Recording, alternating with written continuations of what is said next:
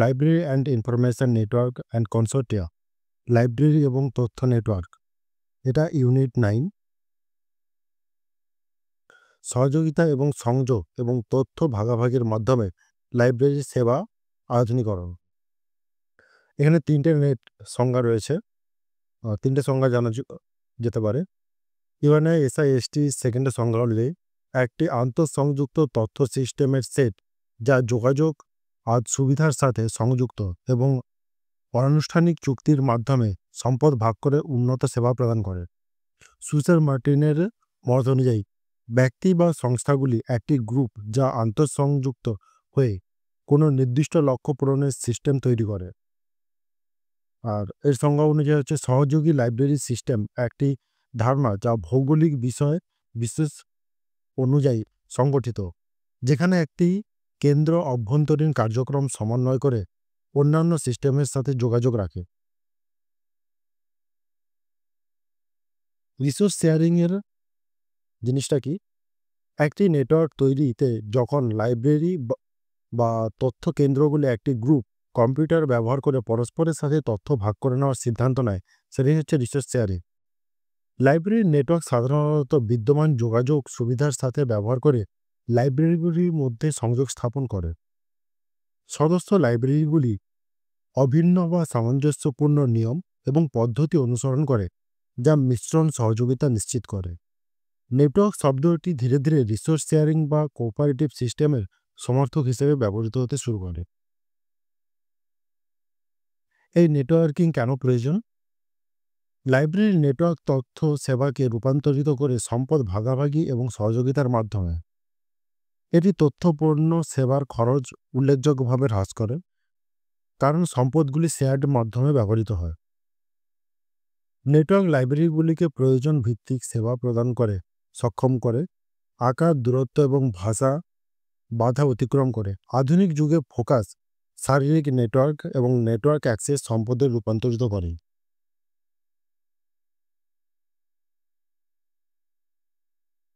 এই নেটওয়ার্কিং অ্যাক্সেসের সম্পদগুলি কি কি? এটি হচ্ছে ডেটাবেস। লাইব্রেরিজ হোল্ডিংয়ের ব্যাপার ডেটাবেস যা সহজ অনুসন্ধান এবং অ্যাক্সেস প্রদান করে। জার্নাল আর্টিকেল, ইলেকট্রনিক জার্নাল এবং গবেষণার নিবন্ধ যা তাৎক্ষণিক অ্যাক্সেস দিতে সাহায্য করে। ইলেকট্রনিক টেক্সট, ডিজিটাল বই এবং দলিল যা যে কোনো স্থান থেকেই পড়া যায়। মাল্টিমিডিয়া, ছবি, ভিডিও, অডিও ফাইল, বৈজ্ঞানিক ডেটা খুব সহজেই সংগ্রহ করা যায়। এর বিবর্তনের যাত্রা 1970 দশকের দিকে কম্পিউটার ব্যবহৃত হতে শুরু করে ইন্ডেক্সিং এবং অ্যাবস্ট্রাক্টিং সেবা স্বয়ংক্রিয় করা অর্থাৎ অটোমেশন করার জন্য। Dialog, BRS, DIM, DID এর মতো প্রাথমিক অনলাইন ডেটাবেস আবির্ভূত হয়। 1970 সালে ইউএসএতে national conference on inter library communication and information network অনুষ্ঠিত হয়, যা নেটওয়ার্কিং ধারণাকে প্রতিষ্ঠিত করে। কেন্দ্রীভূত সেবার সুযোগ হয়, centralise cataloguing, inter library loan এবং ফার্মিং প্ল্যান ন্যাশনাল ইউনিয়ন ক্যাটালগে এই সবে সহযোগিতা করে। আন্তর্জাতিক সম্প্রসারণ ওসিএলসি, আরএনজি, জেআইএসসি এর মতো আন্তর্জাতিক লাইব্রেরি নেটওয়ার্ক প্রতিষ্ঠিত হয়, যা বৈশ্বিক সহযোগিতাকে সক্ষম করে। নেটওয়ার্কের মূল উদ্দেশ্য, এই যে নেটওয়ার্কিংটা রয়েছে এর মূল উদ্দেশ্য কী? সহযোগিতা বৃদ্ধি করা, সদস্য লাইব্রেরিগুলির মধ্যে রিসোর্স শেয়ারিং এবং আন্তঃ লাইব্রেরি সহযোগিতাকে উৎসাহিত করার মাধ্যমে সহযোগিতাকে বৃদ্ধি করে। সদস্য লাইব্রেরিগুলি কম্পিউটারাইজেশনের মাধ্যমে প্রমিত ডেটাবেস তৈরিতে সহায়তা করে। সদস্য লাইব্রেরিগুলি সদস্যের ওপর নির্ভর করে অ্যাক্সেস নিশ্চিত করে, যা ইউনিয়ন ক্যাটালগিংয়ে দক্ষতা উন্নয়ন করে। দক্ষ ডকুমেন্ট ডেলিভারি এবং কম্বাইন্ড হোল্ডিং কার্যকারী প্রবেশাধিকার নিশ্চিত করে। এর ফলে দ্রুত সেবা প্রদান করা যায়। এছাড়াও আরও কতগুলি লক্ষ্য রয়েছে। সংগ্রহের যৌক্তিকরণ এবং ডুপ্লিকেশনকে হ্রাস করে, প্রোটোকল ও স্ট্যান্ডার্ড তৈরি করে, লাইব্রেরিগুলি স্টাফের প্রশিক্ষণের ব্যবস্থা করে, তথ্য প্রযুক্তিকে নির্দেশনা প্রদান করে, কম খরচে তথ্য প্রবেশাধিকার নিশ্চিত করে, সহযোগী ডিজিটালাইজেশনের প্রকল্পকে পরিচালনা করে। নেটওয়ার্কিংয়ের প্রধান বৈশিষ্ট্য। নেটওয়ার্কে সকল সদস্যকে মূল সম্পদের সমান প্রবেশাধিকার প্রদান করে, তবে লাইসেন্স সম্পদ সাবস্ক্রিপশনের ভিত্তিতে। সদস্য লাইব্রেরিগুলি একে অপরের সম্পদ, জনশক্তি, দক্ষতা, সরঞ্জাম ভাগাভাগির উপরে নির্ভর করে। এতে পারস্পরিক নির্ভরতা বাড়ে। সাধারণ স্ট্যান্ডার্ড এবং প্রোটোকলের ব্যবহার, যা ইন্টারঅপারেবিলিটি এবং সেবার মান বৃদ্ধি করে। এতে স্ট্যান্ডার্ডাইজেশন বৃদ্ধি পায়। বৃহৎ বিব্লিওগ্রাফিক ডেটাবেস কেন্দ্রীয়ভাবে সংরক্ষিত হয়। অনলাইন ডেটা ফিলিং ইনফরমেশন সহ রক্ষণাবেক্ষণ এবং ডেটাবেস লাইসেন্সিংয়ের খরচ সদস্যের মধ্যে ভাগাভাগি হতে শুরু করে। এতে অর্থনৈতিক দক্ষতা বৃদ্ধি পায়। ইউনিয়ন ক্যাটালগ লাইসেন্সের ডেটাবেস এবং সূচিপত্রের সেবা, বিশেষত ডেটাবেস সহ বিস্তৃত সেবা, এছাড়াও বহুমুখী যে সেবাগুলি রয়েছে সেগুলি প্রদান করে।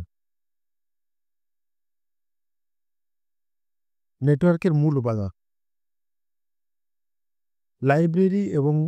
লাইব্রেরিয়ান এবং সহায়ক কর্মীদের দক্ষতা এবং সহযোগিতা ইচ্ছা নেটওয়ার্কে সবথেকে গুরুত্বপূর্ণ উপাদান। এতে মানব সম্পদ লাগে। নেটওয়ার্কের backbone structure, search, multi userable database যেমন ওয়ার্ল্ডক্যাট, টেলনেট, এই সবগুলির জন্য অনলাইন ডেটাবেস প্রয়োজন। এই ডেটাবেসের সাহায্যে খুব সহজেই আমরা নেটওয়ার্কের থেকে কোনো জিনিসকে খুঁজে পাই।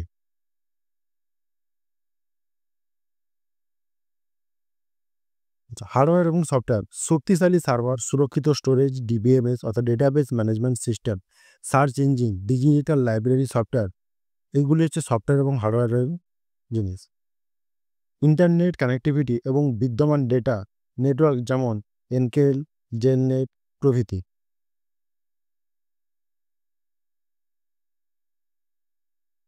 বৃহত্তর সম্পদের মানে উন্নত বার্গেনিং পাওয়ার এবং কার্যকর কস্ট শেয়ারিং খুব সদস্য প্রতিষ্ঠান করতে সাহায্য করে।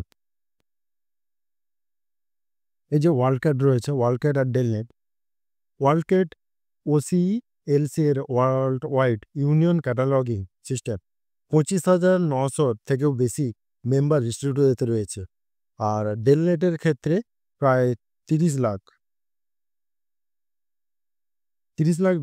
বিব্লিওগ্রাফিক রেকর্ড, যা 844টি মেম্বার ইনস্টিটিউটে রয়েছে।